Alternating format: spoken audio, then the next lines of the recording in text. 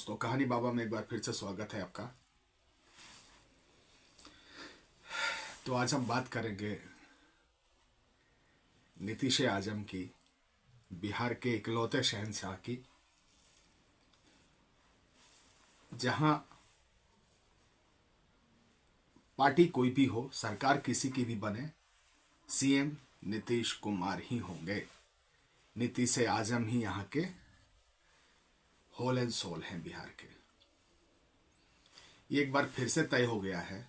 इसके पीछे रीजन भी एक बहुत बड़ी है। बिहार में नीतीश कुमार के लेवल का, बिहार में नीतीश कुमार के कद का कोई नेता न तो बीजेपी आज तक बना पाई है, न आरजेडी बना पाई है। क्योंकि बिहार में मुख्यतः तीन ही दल हैं, बीजेपी, आरजेडी और जदयू। लालू जी के ललटेन पे हमेशा शुरू से लेके आज तक भ्रष्टाचार के ही आरोप लगते रहे हैं, परिवारवाद के आरोप है। बीजेपी में उस कद का कोई नेता नहीं बन पाया। अधिकतर उनके नेता या तो ड्राइंग रूम नेता हैं। वैसे नाम के तो बहुत सारे नेता हैं, राजीव प्रताप रूढ़ी, रविशंकर जी, शाहनवाज हुसैन, सम्राट चौधरी, नित्यानंद राय, बहुत सारे नेता हैं। लेकिन बहुत सारे नेता इनमें ड्राइंग रूम नेता ही माने जाते हैं। एक थोड़ी बहुत काबिलियत, एक बहुत काबिलियत इन द टर्म्स ऑफ एक बनाना, एक जो कुछ बनाया भी था वो थे सुशील कुमार मोदी। लेकिन नीतीश के आगे उनकी भी छवि बहुत ही अच्छी नहीं रही। नीतीश कुमार एक अकेले ऐसे नेता हैं जिनकी जरूरत दोनों दलों को है, चाहे वो बीजेपी हो चाहे वो आरजेडी हो। और यही कारण है कि जब भी सत्ता की कुर्सी बदलती, सत्ता की सरकार बदलती है, कुर्सी बदलती है, सीएम की कुर्सी नहीं बदलती, बाकी सारी कुर्सियां बदल जाती हैं। तो नीतीश कुमार एक बार फिर से बिहार में एज ए सीएम, जब मैं रिकॉर्ड कर रहा हूं तो शाम के 5 बजे आज वो अपने शपथ लेंगे। जैसा कि फाइनल हो चुका है, 2 सीएम, चौधरी जी, सम्राट चौधरी, और साथ में रहेंगे विजय सिन्हा। इससे कई जातियों को साधने की भी कोशिश हो रही है। बहुत दिनों बाद कोई बुमियाल जाति के वाइस सीएम भी बनेंगे, यहाँ पे सत्ता में डायरेक्ट भागीदारी मिलेगी। तो इस तरह जो बुमियाल कास्ट है बिहार में, जो बीजेपी का हमेशा से सपोर्ट करते रहा है, उसको एक प्रतिनिधित्व देने का भी काम किया गया है। हम बात करेंगे नीतीश कुमार, सिकंदर आजम, नीतीश आजम की, तो ये कहानी आज की नहीं है। मैंने आपको अपने पुराने वीडियोस में बताया था कि 72 घंटे के अंदर में सब कुछ हो जाना है तय। वो तय तो उसी दिन हो गया था, लेकिन कहानी उससे भी पहले की है। कहानी उस दिन की है जब खड़गे जी का प्रस्ताव आया। खड़गे जी के नाम का प्रस्ताव जब इंडिया में संयोजक के रूप में ममता बनर्जी ने की, और ममता बनर्जी के करते ही खड़गे जी ने उसको इनकार कर दिया, तो कही जाती है कि ये चाल कांग्रेस की ही थी। ये सबकी मिलीजुली चाल थी नीतीश को अलग करने की। और नीतीश कुमार ने उस दिन ही मन बना लिया था कि अब मुझे आरजेडी के साथ नहीं रहना है। क्यों? क्योंकि उस समय लालू जी ने भी कोई विरोध नहीं किया, लालू जी ने भी इनका नाम आगे नहीं किया। तो उसी दिन नीतीश कुमार ने यह मन बना लिया था कि मुझे वैल्यू तो, और सच भी है कि इंडिया में नीतीश कुमार को उतनी वैल्यू नहीं मिली इंडी गठबंधन में जो उनको चाहिए था, जो वो एक्सपेक्ट कर रहे थे कि मैंने सबको साथ जोड़ा। और यह भी सत्य है कि अगर नीतीश कुमार नहीं होते तो इतनी सारी पार्टियां एक जगह नहीं आती। तो कहानी उसी दिन से शुरू हो गई थी। और आपको मैं बता दूं कि इस पूरे घटनाक्रम में एक जो कड़ी है, जिसे कोई आगे नहीं ला रहा है, जिसे कोई समझ नहीं पा रहा है, वो थे संजय झा। संजय झा जो पहले बीजेपी में हुआ करते थे, अभी जदयू में मिनिस्टर थे। उन्होंने पहले भी बीजेपी के साथ जदयू को लाया था, और इस बार भी जदयू और बीजेपी का मेल मिलाप कराने वाले वही हैं।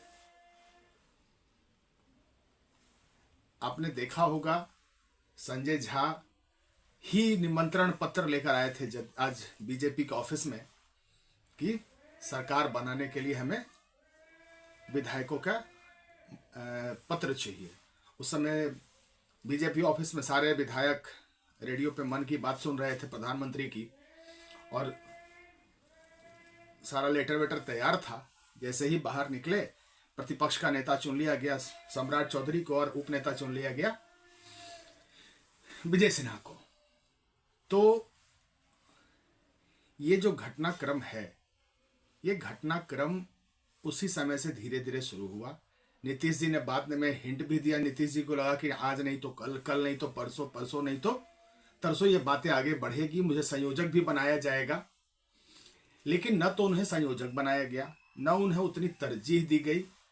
तो कहानी उसी दिन से शुरू हो गई थी। और नीतीश जी में एक खासियत है, नीतीश जी जैसे ही किसी संगठन के साथ जुड़ते हैं, उनके पास कुछ लोग हैं, 4 लोग हैं जो पैरेलल बीजेपी से बात करते रहते हैं, और 4 लोग ऐसे हैं जो आरजेडी से बात करते रहते हैं। नीतीश हमेशा अपनी पहली चाल चलने के पहले दूसरी चाल भी चल चुके होते हैं। वो दोनों हाथ में अपनी सत्ता की चाबी रखना चाहते हैं और रखते भी हैं, बिकॉज बिहार में बिन नीतीश सब सून। एक बात तो है, नीतीश कुमार पे आज तक किसी भी भ्रष्टाचार का और परिवारवाद का आरोप नहीं लगा है। अगर कोई लगाए तो चिपकेगा भी नहीं, क्योंकि नीतीश बिहार की राजनीति में स्वच्छ छवि वाले नेता माने जाते हैं। कुछ दिनों से आए बयानों के कारण उनकी छवि थोड़ी धूमिल जरूर हुई है। बार बार लोग पलटी मार कह के उनकी छवि को धूमिल भले ही करते हैं, लेकिन इसके बावजूद भी नीतीश कुमार अभी भी बिहार में अपनी उपयोगिता साबित किए हुए हैं। वो बीजेपी के लोग जो उन्हें क्या नहीं कहते थे, आज उनके साथ काम करने को मजबूर है। रीजन वो जो कुछ भी दे, चाहे शीर्ष नेतृत्व का रीजन दे या बिहार का रीजन दे, कुछ भी हो, बट काम करने को तैयार है। नीतीश कुमार ही मुख्यमंत्री हैं या बन रहे हैं 5 बजे। तो कुछ तो बात है नीतीश कुमार में, कुछ तो इनकी हस्ती में दम है। तभी नीतीश कुमार अभी भी, और बीजेपी का शीर्षस्थ नेतृत्व जो है, जो टॉप लीडरशिप है, वो बिहार विधानसभा नहीं, वो पहले लोकसभा चुनाव को देख रहा है। और वो चुनाव देखने के कारण ही ये सब कुछ हुआ है कि नीतीश जी को ये समर्थन दिया गया है। क्योंकि अब उम्मीद की जा सकती है कि नीतीश जी को 40 की 40 सीटें एनडीए गठबंधन को मिल जाए, क्योंकि इंडिया तो अब कहीं रहा ही नहीं। तो अगर हम नीतीश जी के सफर की बात करें, चाहे वो जितनी बार भी पलटी मारे, बिहार में उनकी उपयोगिता अभी भी है, अभी भी, चाहे वो आरजेडी हो। और इसकी कोई गारंटी नहीं, नीतीश जी हो सकता है लोकसभा चुनाव के बाद फिर से आरजेडी के साथ चले जाए। ये कौन सी बड़ी बात है? ये लोकसभा का रिजल्ट बताएगा कि नीतीश जी किधर रहेंगे। इसमें कोई गारंटी किसी के नहीं, उनकी नहीं है। लेकिन ये एक दिन का कहानी नहीं है, ये कहानी उसी समय शुरू हो गई थी जब खड़गे साहब के नाम का प्रस्ताव आया था, ममता जी ने दिया था। लेकिन कहा जाता है कि ये बात पहले से ही तय हो चुकी थी कि ममता जी नीतीश के नाम की जगह, नीतीश के नाम का हल्ला हो रहा था तो उनके नाम को हटाने के लिए वो खड़गे जी का नाम देंगी और खड़गे जी इस नाम को अस्वीकार करेंगे।